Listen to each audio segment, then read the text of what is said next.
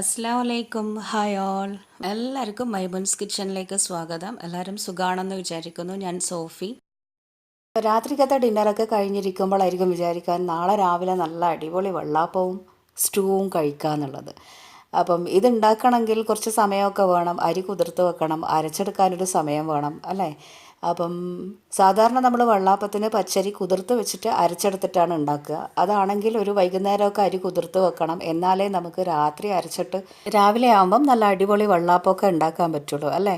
അപ്പം ഈ രാത്രി സമയത്തൊക്കെ ഓർമ്മ വന്നു കഴിഞ്ഞാൽ അരി കുതിർത്ത് വെക്കാനുള്ളൊരു സമയമുണ്ടോ? ഇല്ല. അപ്പോൾ എന്താ ചെയ്യേണ്ടത്? പച്ചരിപ്പൊടി വീട്ടിലുണ്ടെങ്കിൽ നല്ല അടിപൊളിയായിട്ടുള്ള നല്ല ടേസ്റ്റി ആയിട്ടുള്ള നല്ല സോഫ്റ്റ് ആയിട്ടുള്ള വെള്ളാപ്പം വീട്ടിലുണ്ടാക്കാം. അപ്പോൾ അതാണ് ഞാനിന്ന് കൊണ്ടുവന്നിട്ടുള്ളത്. വെള്ളാപ്പം സാധാരണ നമ്മൾ പച്ചരി അരച്ചിട്ടാണ് ഉണ്ടാക്കുക. അപ്പോൾ ഇന്നലെ ഞാനിങ്ങനെയാണ് ഒന്ന് ഉണ്ടാക്കി നോക്കിയത്.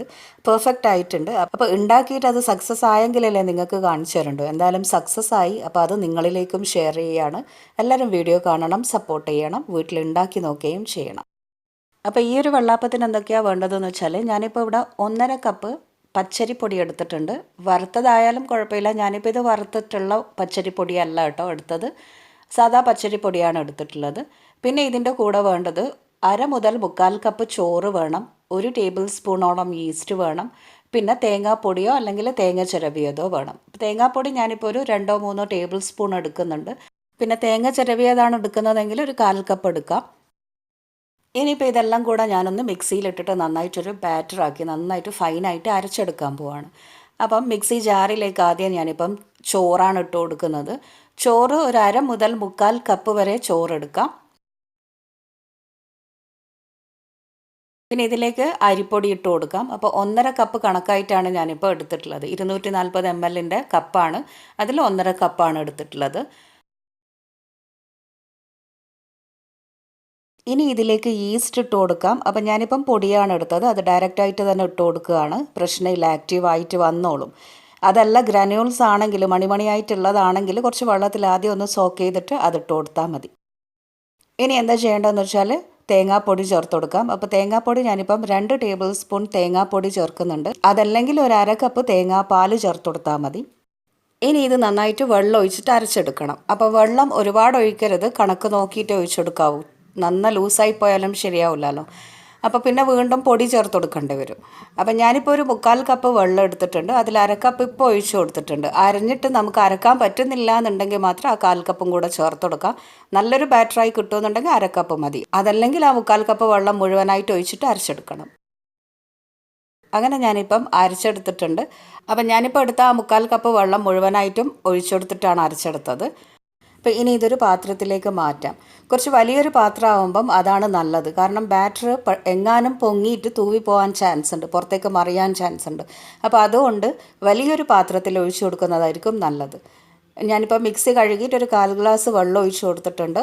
ഇനി ഇത് നന്നായിട്ടൊന്നങ്ങ് മിക്സാക്കി എടുക്കാം, ഒന്നങ്ങ് യോജിപ്പിച്ചെടുക്കാം. അപ്പോൾ കൈകൊണ്ട് യോജിപ്പിക്കുന്നതായിരിക്കും നല്ലത്. പെട്ടെന്നങ്ങ് പൊങ്ങി വരും, നല്ല ഫെർമെൻ്റായിട്ട് കിട്ടും. അപ്പം ഞാനിപ്പം സ്പൂൺ കൊണ്ട് തന്നെയാണ് ചെയ്യുന്നത്. എനിക്ക് കൈ കൊണ്ട് അത്ര ഒരു ഇത് കിട്ടൂല, അതുകൊണ്ട് സ്പൂണ് തന്നെയാണ് ഞാനെടുത്തത്. പിന്നെ തണുപ്പ് കാലത്ത് ഈ വെള്ളാപ്പത്തിൻ്റെയും ഇഡ്ഡലീൻ്റെയും ഒന്നും ബാറ്റർ പെട്ടെന്ന് പൊങ്ങി വരില്ല എന്നുള്ള കുറേ ആൾക്കാർ ചോദിച്ചിട്ടുണ്ട്. അപ്പോൾ അതെന്താ ചെയ്യേണ്ടതെന്ന് വെച്ചാൽ നല്ല ചൂടായിട്ടുള്ള ഏതെങ്കിലും ഒരു ഭാഗത്ത് വെച്ച് കൊടുത്താൽ മതി. അടുപ്പൊക്കെ നമ്മുടെ വിറകടുപ്പൊക്കെ ഉണ്ടെങ്കിൽ അതിൻ്റെ സൈഡിൽ വെച്ച് കൊടുത്താൽ മതി. അതല്ലെങ്കിൽ ഓവൺ ഉള്ളവരാണെങ്കിൽ ഓവണിൽ ചൂടാക്കിയൊന്നും ചെയ്യേണ്ട, ഓവണിൻ്റെ ഉള്ളിലേക്ക് ആ പാത്രം അങ്ങ് കയറ്റി വെച്ച് കൊടുത്താൽ മതി. അങ്ങനെ ഞാനിപ്പം നന്നായിട്ട് മിക്സ് ആക്കിയിട്ട് ഇത് അടച്ച് വെച്ചിട്ടുണ്ട്. ഇനി നമുക്ക് നാളെ രാവിലെ വെള്ളാപ്പം ചൂടാം. അതല്ലെങ്കിൽ ഒരു 8 മുതൽ 10 മണിക്കൂർ ഇങ്ങനെ പൊങ്ങാനായിട്ട് വെച്ചിട്ട് പിന്നെ വെള്ളാപ്പം ചുട്ടെടുത്താൽ മതി. ഇപ്പം സമയം ഏകദേശം 7 മണിയൊക്കെ ആയിട്ടുണ്ട്. നമുക്കിനി ഒന്ന് വെള്ളാപ്പം ചുടാനായിട്ട് പോവാം. വെള്ളാപ്പത്തിൻ്റെ കൂട്ട് നമുക്കൊന്ന് തുറന്നു നോക്കാം. അപ്പം മാവ് നന്നായിട്ട് പൊങ്ങി വന്നോന്ന് ചോദിച്ചാൽ അങ്ങനെ ഭയങ്കരമായിട്ട് പൊങ്ങി വന്നിട്ടൊന്നുമില്ല, എന്നാലും നന്നായിട്ട് ഫെർമെൻ്റ് ആയിട്ടുണ്ട്. ഈസ്റ്റൊക്കെ നന്നായിട്ട് ആക്റ്റീവ് ആയിട്ടുണ്ട്. അതുകൊണ്ട് നല്ല സോഫ്റ്റ് ആയിട്ടുള്ള വെള്ളാപ്പം കിട്ടും. നമുക്കങ്ങനെ ഒന്ന് ചുട്ട് നോക്കാം. ഇനി എന്താ ചെയ്യേണ്ടതെന്ന് വെച്ചാൽ ഇതിലേക്ക് ആവശ്യത്തിനുള്ള ഉപ്പ് ചേർത്തിട്ട് നന്നായിട്ടൊന്നങ്ങ് മിക്സാക്കി എടുക്കാം. അപ്പം നല്ലൊരു പത വരുന്ന സമയത്ത് തന്നെ ഈ വെള്ളാപ്പം ചുട്ടെടുക്കാൻ ശ്രദ്ധിക്കണം. നല്ല പതയായിട്ട് കിട്ടുമ്പം നല്ലൊരു എന്താ പറയുക, നമുക്ക് ആ ഒരു മാവ് കാണുമ്പോൾ തന്നെ മനസ്സിലാവും നല്ലൊരു പത പോലെ ഉണ്ട്. ആ സമയത്ത് തന്നെ ഈ വെള്ളാപ്പം ചുട്ടെടുത്താൽ നല്ല സോഫ്റ്റായിട്ടുള്ള നല്ല പഞ്ഞി പോലെയുള്ള വെള്ളാപ്പം ഉണ്ടാക്കിയെടുക്കാൻ പറ്റും. അപ്പോൾ ആ പത അടങ്ങുന്നതിനനുസരിച്ചിട്ട് വെള്ളാപ്പത്തിൻ്റെ ആ ഒരു സോഫ്റ്റ്നെസ് പോയി പോകാനും ചാൻസ് ഉണ്ട്. അതുകൊണ്ട് പെട്ടെന്ന് തന്നെ ചുട്ടെടുക്കാം.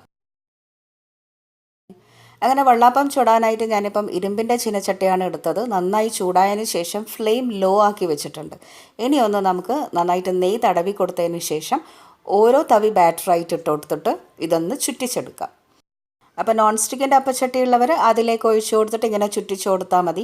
ചിലർക്കെങ്കിലും ചുറ്റിക്കുന്നത് ഒരു ശരിയായി കിട്ടണം എന്നില്ല. അങ്ങനത്തെ ആൾക്കാർ നോൺ സ്റ്റിക്കിൻ്റെ പാനിലേക്ക് ഒരു 1-2 തവി ഒഴിച്ചു കൊടുത്തിട്ട് പരത്താണ്ട് തന്നെ അടച്ചു വെച്ച് കുക്ക് ചെയ്തെടുത്താൽ മതി. അപ്പം നല്ല എന്താ പറയുക, ആ ഒരു മേലയിലൊക്കെ നന്നായിട്ട് കുത്തായിട്ട് വരും. അപ്പം ഞാനിപ്പോൾ ഇത് അടച്ചു വെച്ചിട്ടുണ്ട്. ഇനി ലോ ഫ്ലെയിമിൽ തന്നെ നന്നായിട്ട് ഇത് കുക്ക് ചെയ്തെടുക്കണം. നടുഭാഗം എന്തായാലും കുറച്ചുണ്ടാവുമല്ലോ ആ ഒരു അരിമാവ്. അപ്പോൾ അതൊക്കെ വെന്ത് കിട്ടണമെങ്കിൽ ലോ ഫ്ലെയിമിൽ തന്നെ വെക്കണം. അങ്ങനെ ഞാനിപ്പോൾ ഒരു 5 മിനിറ്റൊക്കെ കഴിഞ്ഞപ്പം മൂടി തുറന്നിട്ടുണ്ട്. നമ്മുടെ ഈ വെള്ളാപ്പം പാനിൽ നിന്ന്, അതായത് ആ ചീനച്ചട്ടിയിൽ നിന്നും വിട്ട് വന്നിട്ടുണ്ട്. അത്യാവശ്യം നടുഭാഗമൊക്കെ നന്നായി വെന്തിട്ടുണ്ട്. ഞാനിത് ചട്ടോൺ കൊണ്ട് കോരിയെടുക്കുകയാണ്. നല്ല സോഫ്റ്റായിട്ടുള്ള വെള്ളാപ്പം കിട്ടിയിട്ടുണ്ട്. നല്ലൊരു മണമൊക്കെ ഉണ്ട് കേട്ടോ ഈ ഒരു വെള്ളാപ്പം. അപ്പോൾ ഇത് നന്നായിട്ട് വെന്തിട്ടുണ്ട്. നല്ല സൈഡൊക്കെ നല്ല സോഫ്റ്റായിട്ട് കിട്ടിയിട്ടുണ്ട്. ഇനി ആ സൈഡ് ഭാഗമൊക്കെ നന്നായിട്ട് ക്രിസ്പി ആയിട്ട് വരണമെന്നുണ്ടെങ്കിൽ ഒരു 1-2 മിനിറ്റ് കൂടുതൽ ഇതേപോലെ തന്നെ അടച്ചിട്ട് വെച്ചാൽ മതി. അപ്പം ഞാനിപ്പം രണ്ടാമതും ഇതേപോലെ അങ്ങ് ഒഴിച്ചു കൊടുക്കുന്നുണ്ട്. അപ്പോൾ ഈ വെള്ളാപ്പം ചുറ്റിച്ചെടുക്കുന്നത് എനിക്കും അത്ര ഈസിയൊന്നും അല്ലായിരുന്നു. ഇപ്പം അടുത്ത കാലത്താണ് ഞാനും അത് ശരിയാക്കി കൊണ്ടുവന്നത്. ചെയ്ത് ശരിയാക്കിയെടുത്തതാണ്.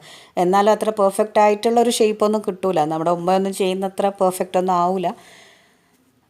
ഇനി അഥവാ തീരെ ചെയ്യാൻ പറ്റാത്ത ആൾക്കാർക്ക് ഞാൻ പറഞ്ഞ പോലെ പാനിൽ 1-2 തവി അങ്ങ് ഒഴിച്ചു കൊടുത്തിട്ട് അടച്ചു വെച്ചാൽ മതി. നമ്മൾ തട്ടിൽ കുട്ടി ദോശയൊക്കെ ഉണ്ടാക്കുന്നില്ല അതേപോലെ. അപ്പോൾ ഇതിപ്പം കുറച്ച് തേങ്ങാപ്പാലാണ്. ഒരു 2 ടീസ്പൂൺ തേങ്ങാപ്പൊടിയിലേക്ക് കുറച്ച് വെള്ളം ഒഴിച്ച് മിക്സ് ആക്കിയത്. അതിലേക്ക് ഒരു നുള്ളു ഉപ്പും കൂടെ ചേർത്ത് കൊടുത്തിട്ടുണ്ട്. എന്നിട്ട് എന്താ ചെയ്യേണ്ടതെന്ന് വെച്ചാൽ കുക്കായി വന്ന വെള്ളാപ്പത്തിൻ്റെ മുകളിലേക്ക് ആ ഒരു ചീനച്ചട്ടിയിൽ നിന്ന് തന്നെ ഇതേപോലെ കുറച്ചങ്ങ് മുകളിലൊന്ന് ഒഴിച്ചു കൊടുക്കാം. അപ്പോൾ നല്ലൊരു മണമൊക്കെ വരും. അപ്പോൾ അങ്ങനെ രണ്ടാമത്തതും ഞാനിപ്പം ചുട്ടെടുത്തിട്ടുണ്ട്. ഇനി ഇതേപോലെ തന്നെ ബാക്കിയുള്ളതും ചുട്ടെടുക്കാം. അപ്പോൾ പൊതുവേ എനിക്ക് തേങ്ങാപ്പാലിൻ്റെ കൂടെ വെള്ളാപ്പം തിന്നാനാണ് ഭയങ്കര ഇഷ്ടം. നല്ല ടേസ്റ്റ് ആയിരിക്കും തേങ്ങാപ്പാലും വെള്ളാപ്പവും. അതല്ലെങ്കിൽ നല്ല വൈറ്റ് കളറിലുള്ള സ്റ്റൂവും വെള്ളാപ്പവും അടിപൊളിയായിരിക്കും. അങ്ങനെ ഞാനിപ്പം വെള്ളാപ്പമൊക്കെ ഇങ്ങനെ ചുട്ടെടുത്ത് വെക്കുന്നുണ്ട്. അപ്പോൾ ഈ ഒരു അളവിൽ എനിക്കൊരു 15 മുതൽ 18 വരെ വെള്ളാപ്പം കിട്ടിയിട്ടുണ്ട്. അപ്പം നല്ല അടിപൊളി ടേസ്റ്റാണ് കേട്ടോ ഈ വെള്ളാപ്പം. അപ്പം പെട്ടെന്ന് അരിയൊന്നും കുതിർത്ത് വെക്കാൻ മറന്നുപോയവർക്ക് ഇതൊന്ന് ട്രൈ ചെയ്ത് നോക്കാം. എന്നാലും എല്ലാവരും ഇതൊന്ന് ട്രൈ ചെയ്ത് നോക്കുന്നത് നല്ലതായിരിക്കും. ഈ മടി പിടിച്ചിരിക്കുന്ന അരി അരക്കാനൊക്കെ മടിയുള്ള ആൾക്കാർക്ക് ഒന്ന് ജസ്റ്റ് മിക്സ് ആക്കേണ്ട പണി മാത്രമല്ലേ ഉള്ളൂ ഈ ഒരു രീതിയിൽ ഉണ്ടാക്കുമ്പം. അപ്പോൾ എല്ലാവരും വീട്ടിലുണ്ടാക്കി നോക്കിയിട്ട് എന്നോട് അഭിപ്രായം പറയണം. ഇനി പുതിയ റെസിപ്പീസുമായി നമുക്ക് വീണ്ടും കാണാം. Keep watching Maimoon's kitchen. Until take care and bye. Thank U.